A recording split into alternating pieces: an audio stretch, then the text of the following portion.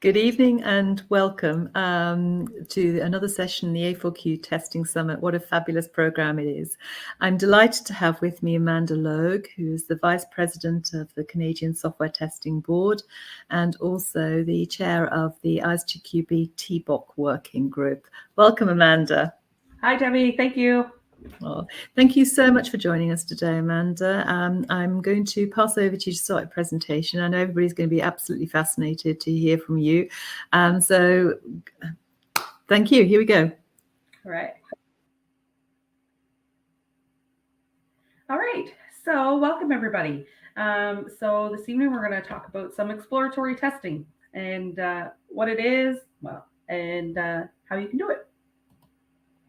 So our agenda for today is I'm just going to do a quick introduction and we'll go over what is exploratory testing, why we perform it, and how we do it. And then if there's any questions, we can take those at the end as well.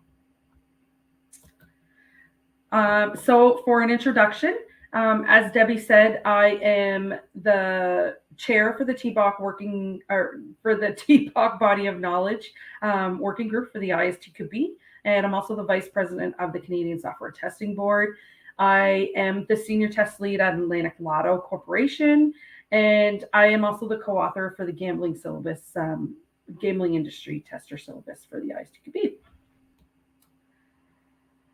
So we'll jump right into it. So what is exploratory testing? So the definition in the ISTQB glossary is exploratory testing is an approach to testing whereby the testers dynamically design and execute tests based on their knowledge, exploration of the test item, and the results of a previous test.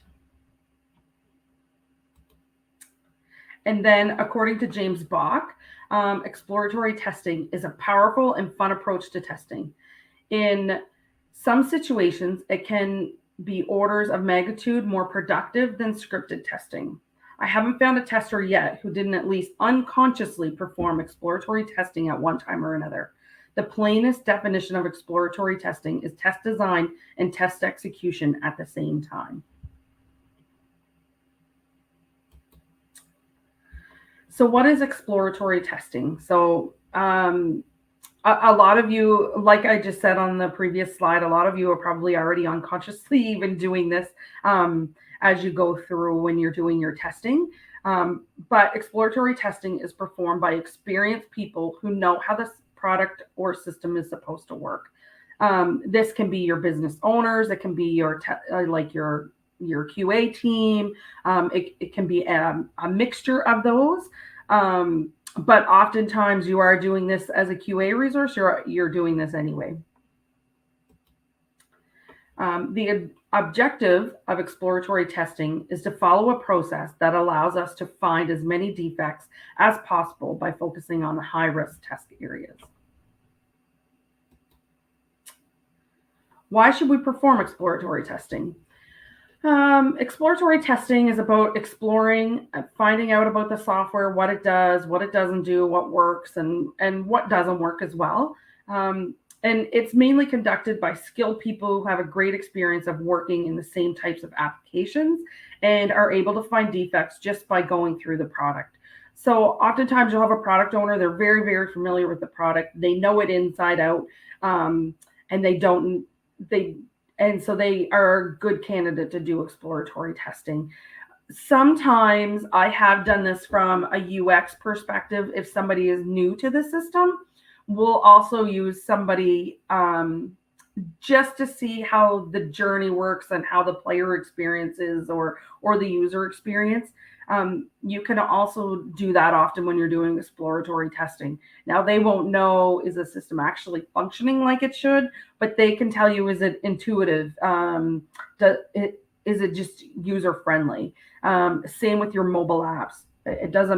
A mobile app, anybody should be pick it up and be able to use it. So you can use exploratory testing with a junior resource and they can just tell you, does it work or doesn't it not? Is it intuitive? Am I really struggling to dig in to try to figure out how to do anything in the app? If so, then there's some improvements that can be made on that. So both good options for your exploratory testing. Oops. Exploratory testing reduces the risk of major defects in a product and increase confidence in all the stakeholders. Sometimes on projects that I've been in the past, that there's certain product owners that they're not actually involved in the testing. They're not a part of the UAT, but they have a high stake in the project for some reason. They can come in and also do some exploratory testing, and then it just gives them that confidence, okay, that it's working the way they want it, and there's a few things that they really want to dig into. There's some high risk areas, so though it's good for them to be able to have that opportunity to come in and do that. So let's get right into the process itself. So this is how you would go about exploratory testing. So you create an exploratory test charter, then you execute. So you time box your test session to about 2 hours. You debrief your findings and your defects, and then you review those results with your test manager. So we're going to break down each one of these a little more. So planning. Planning is a huge part of exploratory testing, and it's crucial to having it being successful. So to plan, your product owners, the test manager, they have a joint planning session. They'll come up with some areas that you need to focus on. So what are the high risk areas? What are the negative and positive testing, and past experience with that product, and even past experience with the development team. If you know that you've worked with this development team in the past and they typically have defects in this one area, that can also be something that you plan to use to do exploratory testing in as well. The exploratory charter is used to test design, test execution, results, and learning for each of the test sessions. So here's an example of a test charter. So you would start with the charter name and the tester name, whoever the tester is going to be, the system under test, the component, the functionality. So, and it's very specific to what you're testing and what you're going to be doing, what environment you're testing it in. If it's mobile, which device you're on, is it Android, is it iOS, is it which version? It can also be browser specific. So if you're doing some things in Chrome, some in Edge, some in Firefox, again, you can list that there. The released version, what version you're actually testing on, same as we would capture that with our normal functionality testing anyway. Your start time and your end time. Like I said, it's important to time box this for 2 hours. Areas covered. So what exactly you covered, the test conditions that you use to execute, and what you were testing itself. The session duration, again, no longer than 2 hours. Any input files that you had that you needed, and any of the execution data files. So this will be any of your inputs and outputs, so that you know exactly what you put in the system, what came out of the system, and you capture all of that there, because you may need that later when you're doing your review session. So all of this information is captured in here in your test charter. And then to execute, again, time box your session to 2 hours.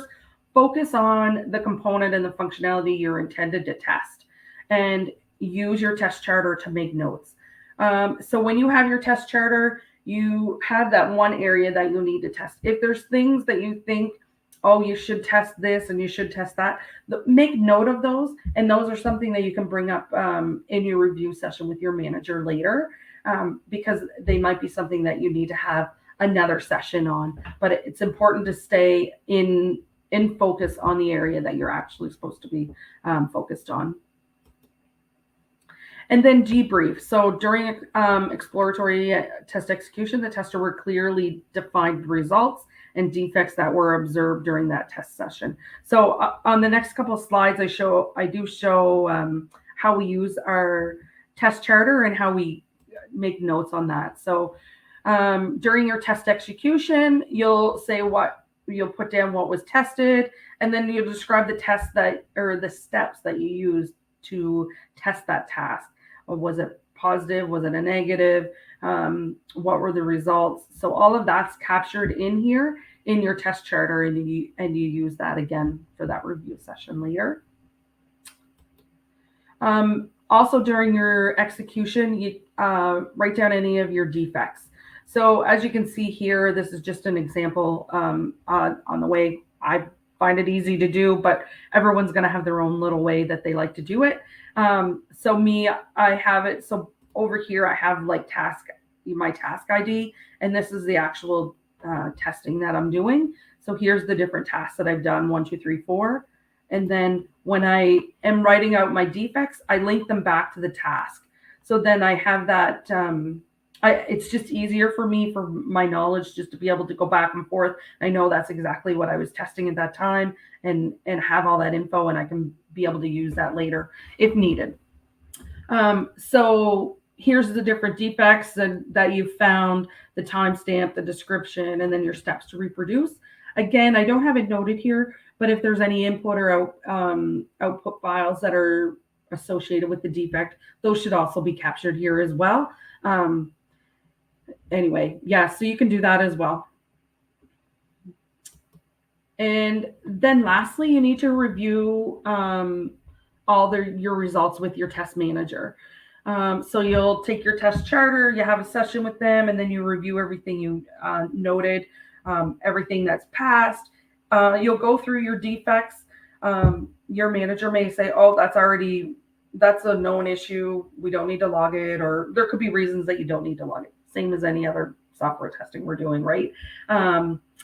Or it's not a requirement, or no, we need to go back to the BA or the product owner and ask them, okay, should we be doing more with this, or is it okay the way it is, the way you like it? So there's some of those conversations that will happen when you're doing your review session, and you use the notes that you took from your test charter. As I had mentioned earlier, if there's areas that you think you didn't test enough, or like there's side slots that should be tested further, you can bring those up as well during this review session. And based on all your results and that information, your test manager, they'll determine if there's new exploratory tests that need to be done, or if regression needs to be done, or what needs to be done. And then they will start that process again, or not the whole process, but they'll add more exploratory sessions, and then you can go grab those ones.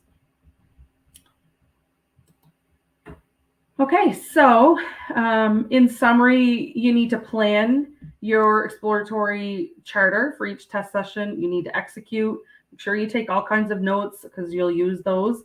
And then you debrief, and then you review each of those sessions with your test manager. And from there, your test manager will they'll say if you need to log the defects, or if you want to, if there should be more exploratory sessions created. And thank you very much for your time. And if there's any questions, we can get into those.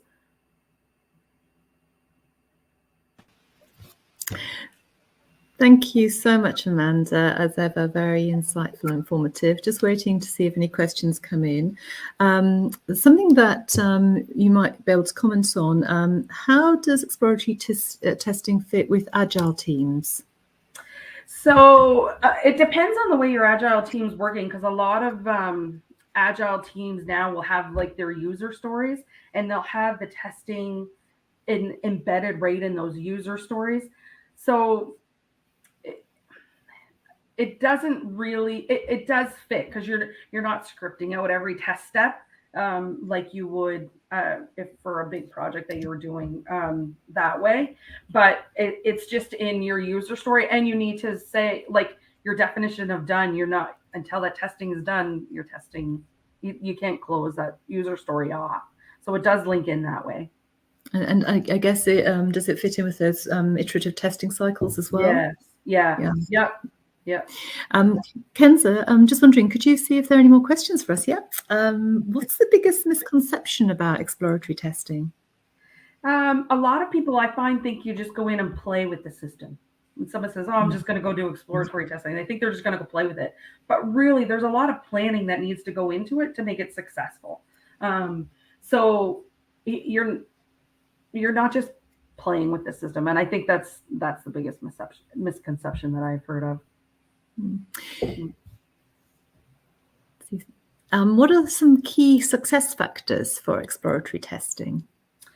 I think planning is one of the biggest success factors to make sure that you have proper coverage of the whole system that you are doing, and having the right people. If you don't have it, I say that having the right people for what your goal of that exploratory testing is. Like I said, you can have somebody that has no knowledge of the system come in and just do a user experience testing. Yes, yes. They don't need to have knowledge. But if you want somebody to do exploratory testing of the product and how it works, then you need to have people that know it, and they need to be the proper, whether that's the product owners or QA or whoever, but you need to make sure you're lining up the correct resources.